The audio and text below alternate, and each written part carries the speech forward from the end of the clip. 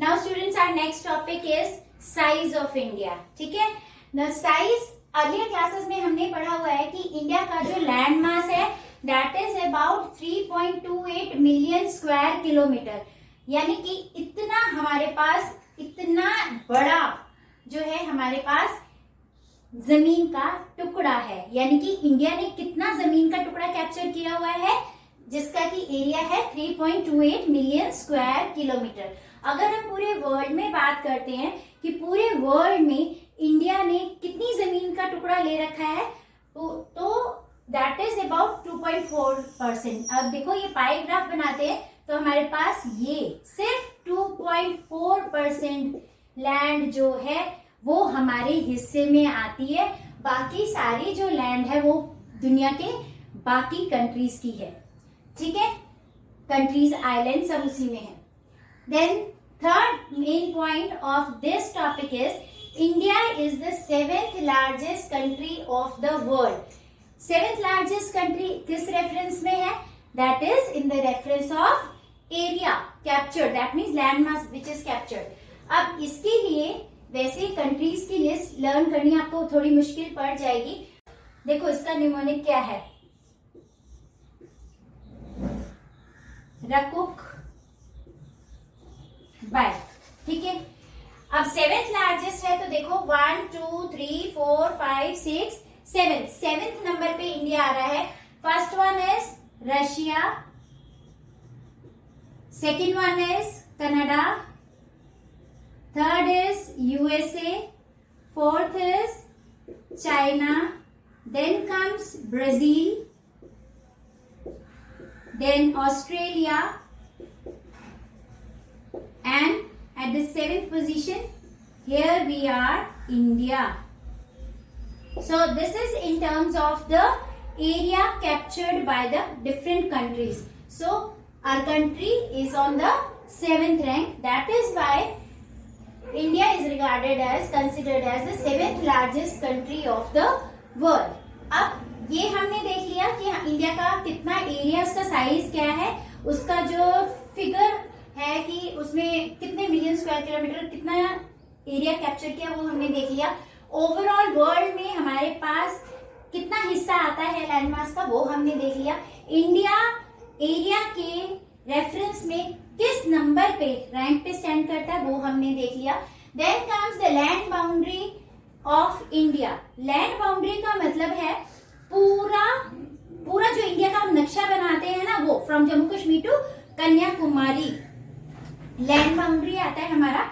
जैसे कि हमने लोकेशन में लैटिट्यूडनल वैल्यूज पढ़ी थी ना, और लॉन्गिट्यूडनल वैल्यूज, वो जितना एरिया कैप्चर कर लिया that is the total main land. ठीक है ना। अब लैंड बाउंड्री में क्या है, दैट इज अबाउट 15,200 किलोमीटर। अब देखो कुछ ऐसा कैसा, ठीक है।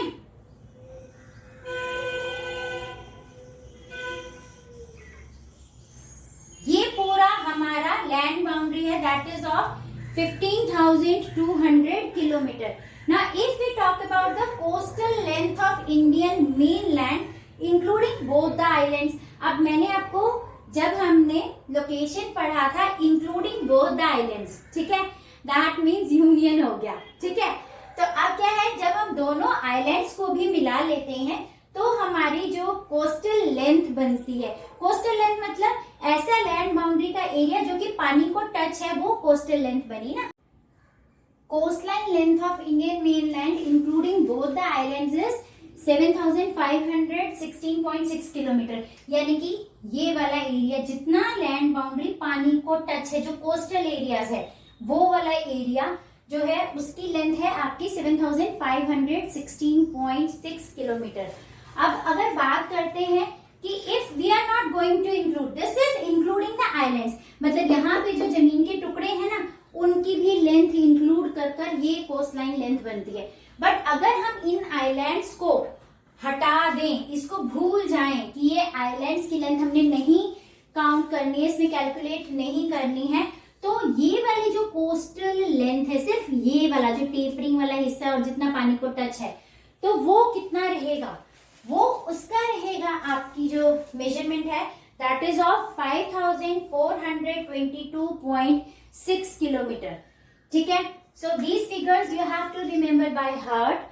अब देखो, आपको इंक्लूडिंग आइलैंड्स जो है, Indian mainland coast line including islands की लेंथ दे दी गई है.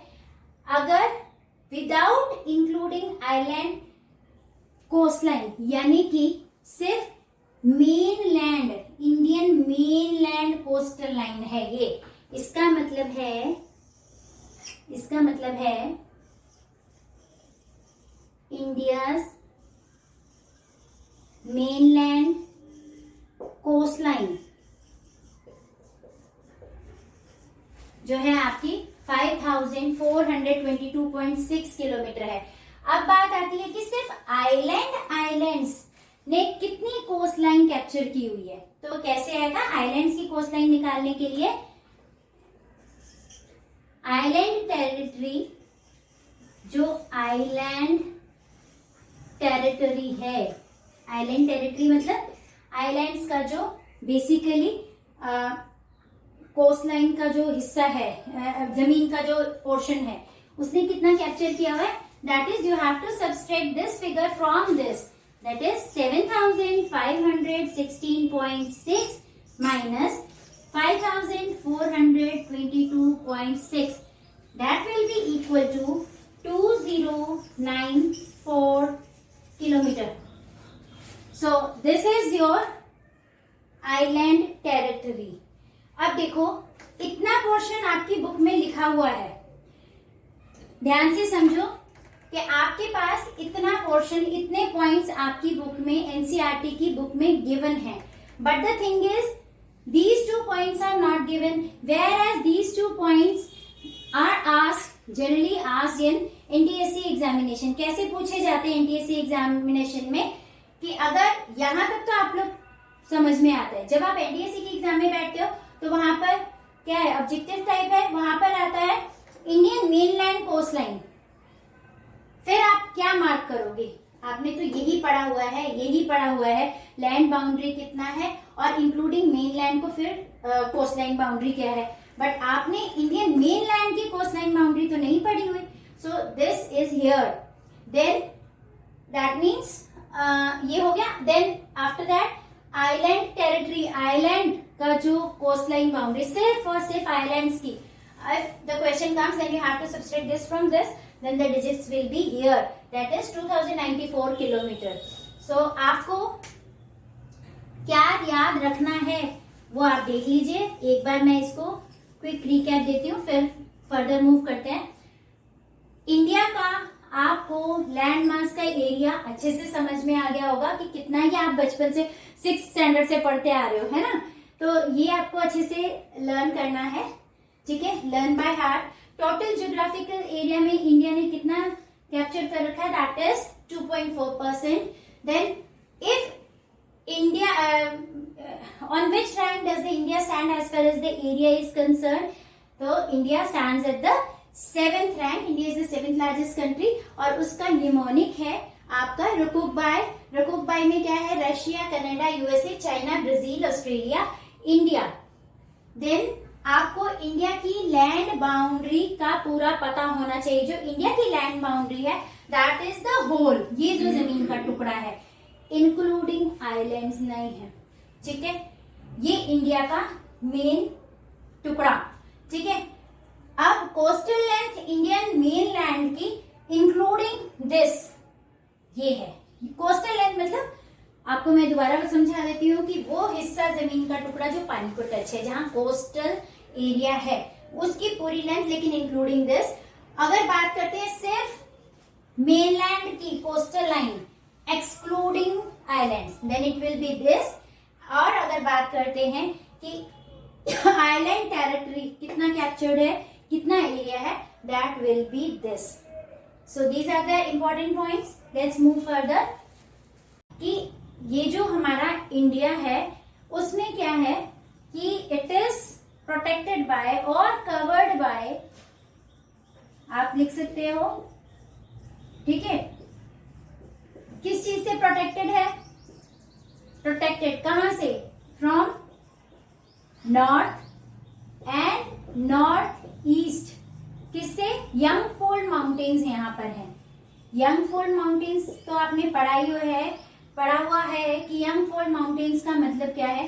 ये वो माउंटेन्स है, Himalayan mountains, they are still growing, ये मेच्योर नहीं हुए हैं, अब ये स्टेबल नहीं है, these mountains are still growing, ठीक है। दैट इज यंगफोल्ड माउंटेन्स का मतलब these are the mountains which are not mature, अभी वो स्टॉप नहीं हुए हैं माउंटेन्स बनने से, स्टिल दीज माउंटेन्स, ये पहाड़ियां अभी भी ग्रो कर रही हैं। आपने लास्ट ईयर ये न्यूज सुनी भी होगी कि जो हिमालयन माउंटेन्स हैं they are grown by near about 1 inch, ठीक है। तो अभी वो अपनी हाइट और ले रहे हैं because tectonic plates are moving towards each other, और ज्यादा प्रेशर होता चला जा रहा है और जिसकी वजह से ये माउंटेन्स अपनी हाइट गेन करते चले जा रहे हैं, ठीक है। सो इंडिया इज प्रोटेक्टेड और covered from north and north east with the young fold mountains. And the second point is, next point is at 22 degree latitude, 22 degree latitude कौन सा वाला, of the northern hemisphere, northern hemisphere का जो 22 degree है वहां पर से India started tapering, this is the 22 degree here, it started tapering. Tapering का मतलब है कि वो पतला होता चला गया है, ठीक है। वैसे तो यहाँ पे इंडियन ओशन है, वो पतला होके ऐसे उस ओशियन में चला गया है कि उस ओशियन को उसने 2 पार्ट्स में डिवाइड कर दिया है। ये मैंने आपको लास्ट लेक्चर में भी समझाया था कि वैसे ये इंडियन ओशियन में टेपर हुआ जैसे ही, तो टेपरिंग की वजह से इसके इसी ओशियन के 2 पोर्शन हो गए। वो कौन कौन से पोर्शन है, that is the Arabian sea and bay of Bengal, ठीक है। Now, if we talk about the north-south extent and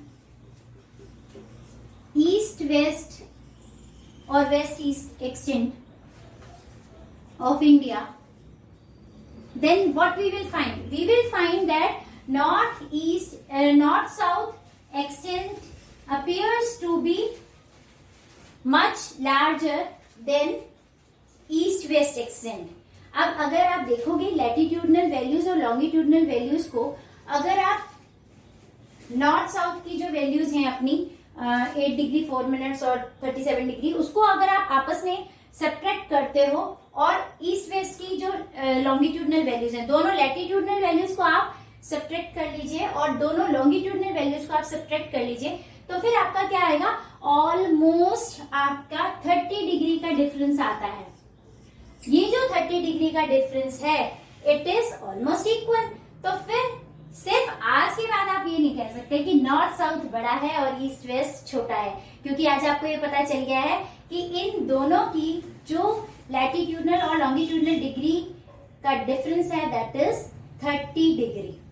थोड़ा बहुत 19-20 का फर्क आता है यहाँ पर, इसमें क्या आता है कि आपका 29 डिग्री राउंड आता है, तो 1 डिग्री का कोई फर्क नहीं पड़ता because 1 degree is equal to 4 minutes, that's is hardly 111 kilometre, it doesn't makes much difference. So ये एक्सटेंट और ये एक्सटेंट दोनों ही बराबर हैं। Now the next thing is आपका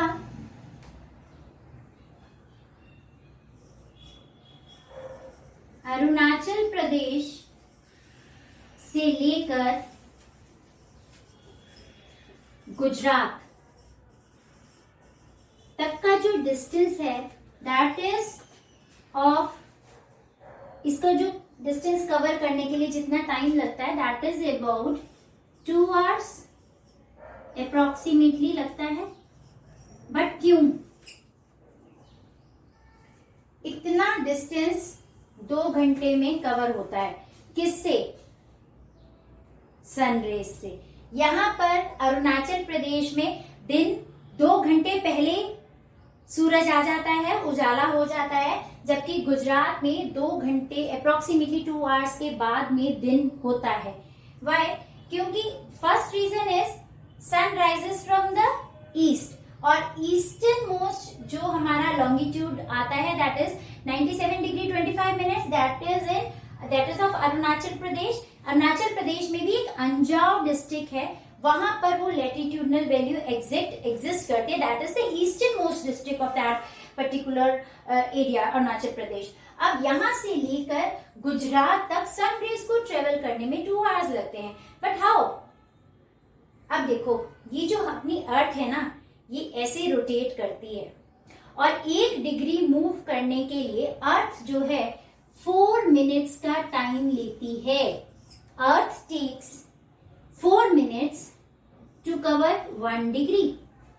okay students, now the next topic is कि अरुणाचल प्रदेश और गुजरात के बीच का जो डिस्टेंस है that is covered by our sun rays with approximately 2 hours. ठीक है, कैसे? जो सूरज की किरणें हैं वो अरुणाचल प्रदेश में सबसे पहले पहुंचती हैं एज कंपेयर टू गुजरात, और गुजरात में लास्ट में पहुंचती हैं। तो वहां से वहां तक सनरेज को ट्रेवल करने में अप्रोक्सीमेटली 2 आवर्स का टाइम लग जाता है ना, काफी बड़ा टाइम लैग। तो ये क्वेश्चन आपकी जो है इस चैप्टर में बहुत बढ़िया बन जाता है कि व्हाई और how to prove that there is a time lag of 2 hours from Arunachal Pradesh to Gujarat, और why there is a time lag of 2 hours between Arunachal Pradesh and Gujarat. Now look, Arunachal Pradesh Gujarat है ना। Now the longitudinal values of Arunachal Pradesh is 97 degree 25 minutes and the longitudinal value of Gujarat is 68 degree 7 minutes. ठीक है? Now if we have to find out the time lag, that means we have to subtract. Now what we have to subtract? We have to subtract the longitudinal values. That means 97 minus 68 which is equal to 29. ये सब degrees में है, इसीलिए यहाँ पर भी degree. अब 29 degree का जो है टोटल डिफरेंस आता है। अब अर्थ जो है 1 डिग्री को कवर करती है 4 मिनट्स में। ठीक है, इसका जो फर्स्ट रीजन है अरुणाचल प्रदेश में कैसे जो है पहले 2 घंटे पहले दिन होता है as compare to Gujarat, that is the first point is that the sun rises from the east, so the easternmost longitudinal value or the longitude will face the solar radiation sun rays first. ठीक है, एक तो ये। Second, time lag जब निकालेंगे तो हम क्या बताएंगे कि हमने अर्थ की रोटेशन को दिखाना है कि अर्थ covers 1 degree in 4 minutes. Then how many minutes the earth is going to cover 29 degrees? That is 29 multiplied by 4, that is equal to 116 minutes. Now students look here, time lag of 2 hours आपका था यहाँ पर। Question is time lag of 2 hours, 2 घंटे का time lag है। अब 2 घंटे में चेक कर लीजिए आप, 2 आवर्स में 120 मिनट्स होते हैं, तो यहाँ पर ये कितने हैं 116 मिनट्स। तो that is why we used to write that there is a time lag of 2 hours approximately between Arunachal Pradesh and Gujarat. I hope it is very clear. अगर इसमें कोई डाउट हो then you can ask. Longitudes का जो significance है वो आप अपनी नोटबुक में लिख सकते हैं। Longitudes are basically responsible for day and night, ठीक है, formation of day and night. क्यों डे एंड नाइट? क्योंकि जो अर्थ है ना वो अपने एक्सिस पे ऐसे घूमती है, अपनी धुरी पे ऐसे करके घूमती है। अब जो पोर्शन सन के सामने आता है वहां तो डे है, और जो पोर्शन सन के सामने नहीं है, पीछे है, बिहाइंड है, वहां रात होती है। So longitudes are responsible for the formation of day and night. ठीक है, क्योंकि हमारी धरती ऐसे ऐसे नहीं घूमती है, इसीलिए लैटिट्यूड्स रिस्पॉन्सिबल नहीं है, हमारी धरती ऐसे घूमती है। ठीक है, वेस्ट टू ईस्ट, ठीक है। देन सेकेंड सिग्निफिकेंस इसका है आपको टाइम फाइंड आउट करने का। देखो अभी हमने टाइम डिटर्मिनेशन के काम आता है ये टाइम डिटर्मिनेशन। ये दो इसके सिग्निफिकेंस है ऑफ लॉन्गिट्यूड्स। लॉन्गिट्यूड्स की क्यों लॉन्गिट्यूड्स उसकी वैल्यू क्या है लॉन्गिट्यूड्स की, that these are useful for the determination of day and night, कहाँ दिन है कहाँ रात है ये पता लगाने के लिए। देन और टाइम क्या है, कहाँ पर किस समय कितना समय हो रहा है वो भी यहीं से पता चलता है, ठीक है। अभी हमने 2 आवर्स का जो टाइम लैग है वो भी हमने इसी से लॉन्गिट्यूडनल वैल्यू से ही कैलकुलेट किया है instead of using the latitudinal values. Latitudinal values किस चीज के लिए काम आती है, लॉन्गिट्यूड्स एंड लैटिट्यूड्स दोनों ही जो है आपको लोकेशन के काम, टू लोकेट एनी प्लेस, किसी भी प्लेस को आप इनकी हेल्प से लोकेट कर सकते हो।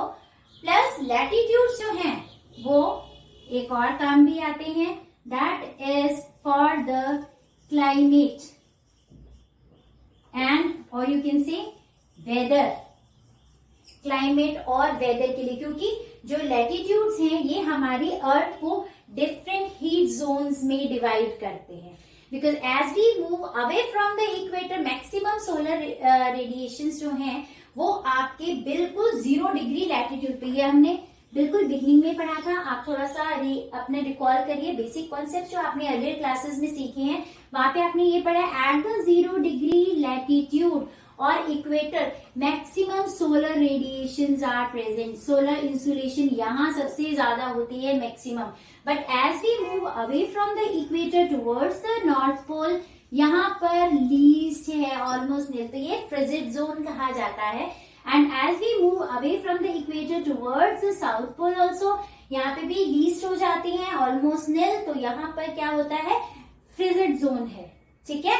तो क्योंकि लैटिट्यूड्स हमारी अर्थ को डिफरेंट हीट जोन्स में डिवाइड करते हैं, उसका रिजल्ट क्या है, क्लाइमेट पे इफेक्ट पड़ता है, वेदर का, वहां पे वेजिटेशन, डिफरेंट वेजिटेशन भी इसी का रिजल्ट है, ठीक है, आपका क्लाइमेट कंडीशन। फिर wind, global wind circulation, wind circulation globally इसी का रिजल्ट है। विंड का सर्कुलेशन हम पता कर सकते हैं लैटिट्यूड्स की हेल्प से। Got, so these are the significance of the latitudes and longitudes, and this is the way we can find out the timeline between the Arunachal Pradesh and Gujarat. Now the next topic is, if there is a 2-hour time lag, this much big, काफी ज्यादा समय होता है 2 घंटे का, और 2 घंटे में आप 2 क्लास अटेंड कर लेते हो, है ना, 2 डिफरेंट सब्जेक्ट्स पढ़ लेते हो और इंटरेस्ट भी आता है आपको। अब क्या है कि इतने बड़े टाइम लैग में ऐसा क्यों नहीं है कि जितनी स्टेट्स बीच में आती हैं उनमें डिफरेंट टाइम जोन्स क्यों नहीं है ना, क्योंकि कहीं अगर सुबह के 4 बज रहे हैं अरुणाचल प्रदेश में, तो कहीं उस समय यहाँ पर गुजरात में दूसरा टाइम क्यों नहीं है, यहाँ तो सूरज नहीं है ना, तो यहाँ पे दूसरी घड़ी क्यों नहीं चलती, यहाँ पे दूसरा टाइम जोन क्यों नहीं फॉलो किया जाता, या फिर इन बिटवीन जितने भी स्टेट्स आते हैं वहां पर दूसरे टाइम, डिफरेंट टाइम्स को क्यों नहीं फॉलो किया जाता। हाँ, तो अब देखो इसके ना काफी सारे डिसएडवांटेजेस हैं डिफरेंट टाइम जोन के, क्योंकि इसमें क्या है, ट्रांसपोर्टेशन, आपका कम्युनिकेशन, आपके गवर्नमेंट के इश्यूज आते हैं, तो ये सब क्लैश होते हैं, इतने सारे क्लैशेस होंगे, रेडियो ब्रॉडकास्ट, टेलीविजन ब्रॉडकास्ट, इस सब में इतने ज्यादा टाइम के इशू आ जाएंगे कि क्लैशेस होंगे and we are not able to have peace in our country, क्योंकि कहीं कोई चीज क्लैश हो रही है, कहीं कोई चीज, आए दिन यहाँ दंगे होंगे। So for this, to avoid all these type of things, हमारे कंट्री में एक ऐसा टाइम जोन, एक ऐसा जो है टाइम, एक स्टैंडर्ड टाइम सेट कर दिया गया जिसको पूरा कंट्री फॉलो करता है, इंक्लूडिंग श्रीलंका, ठीक है। तो वो क्यों फॉलो करता है, what was the reason behind this, वो टाइम क्यों, स्टैंडर्ड टाइम क्यों बना दिया गया, एक तो ये रीजन कि क्लैशेस नहीं होंगे, और वो स्टैंडर्ड टाइम कैसे बनाया गया उसके लिए देखो।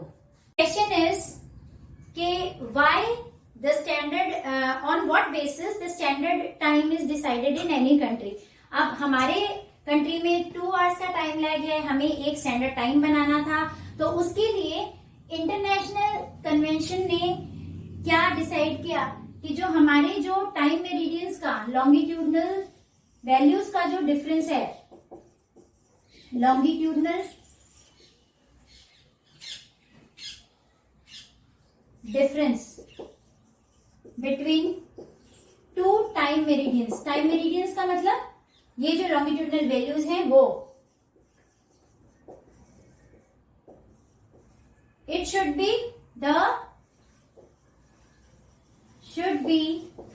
the multiple of 7.5 degree. अब ये 7.5 डिग्री का अगर लॉन्गिट्यूडनल जो डिफरेंस आएगा वो अगर 7.5 डिग्री का मल्टीपल होता है तो उसका एडवांटेज क्या है, the time will be either in the full hour और इन द हाफ आवर। ये उसके 2 बेनिफिट हैं, इसीलिए ये क्राइटेरिया सेट किया गया। अब जब हमारे कंट्री की बात आती है तो हमने जो स्टैंडर्ड मेरिडियन सेट किया है दैट इज एट 82.5 डिग्री पे, ठीक है ना। अब 82.5 डिग्री कैसे डिसाइड किया है, हमने क्या किया, दोनों लॉन्गिट्यूडनल वैल्यूज को एड मीन कर दिया, इसका value 1 that means eastern most longitude, ये है हमारा ईस्टर्न मोस्ट लॉन्गिट्यूड वैल्यू 1, और इसको हमने वेस्टर्न मोस्ट लॉन्गिट्यूड से प्लस किया डिवाइडेड बाय 2। जो हमारा आ रहा है वैल्यू वो एग्जैक्टली वो नहीं था जो 7.5 डिग्री से डिविजिबल हो, तो उसका नियर बाय फिगर सिलेक्ट किया गया, दैट इज अबाउट आपका आता है 82.97, ठीक है ना। तो जो 82.97 आ रहा है that will not be a multiple of 7.5। अब क्योंकि according to international convention it should be the multiple of this ना, तो हमने क्या किया, जो मल्टीपल निकला वो है आपका 82.5 डिग्री, दैट इज 82.5 डिग्री, ठीक है। So this meridian is regarded as this longitude, or you can say meridian, is called standard meridian, is selected as Indian standard meridian, time meridian, ठीक है। अब इसको सिलेक्ट कर लिया, ये मेरिडियन कहां पर है, ये मेरिडियन यूपी के मिर्जापुर शहर के बिल्कुल सेंटर से जाता है, और इस मेरिडियन को हमने इंडियन स्टैंडर्ड मेरिडियन घोषित कर दिया, और इसी के अकॉर्डिंग पूरे इंडिया में टाइम फॉलो किया जाता है, ठीक है। आई होप ये टॉपिक अब आपको क्लियर हो गया होगा, इसमें कोई डाउट नहीं है, ठीक है। टाइम लैग हमने काउंट कर लिया कि टाइम लैग कैसे, 2 आवर्स का डिफरेंस कैसे आता है। फिर इंटरनेशनल कन्वेंशन ने क्या रूल बनाया और हमने स्टैंडर्ड मेरिडियन किस बेस पे सिलेक्ट किया, ये मान्य था तो हमारा चल गया हमारे। लेकिन ऐसे भी कई कंट्रीज हैं जिनमें कि एक ही कंट्री में, जैसे यूएसए में आप देखो कितने सारे टाइम जोन्स हैं, वहां कितनी दिक्कत आती होगी वो हो जा रहे हैं। लेकिन इंडिया में अगर ऐसे होता तो मैंने आपको बता दिया, हमारा टीवी, ब्रॉडकास्ट, कम्युनिकेशन, ट्रांसपोर्ट, सब कुछ, गवर्नमेंट सर्विसेज, सब कुछ इम्बैलेंस हो जाती। तो उसको बैलेंस बनाने के लिए जो है एक स्टैंडर्ड टाइम मेरिडियन हमने सेट किया, और इसीलिए आज इंडिया सही काम कर रहा है, ठीक है। चलो इसको आप नोट डाउन कर लो।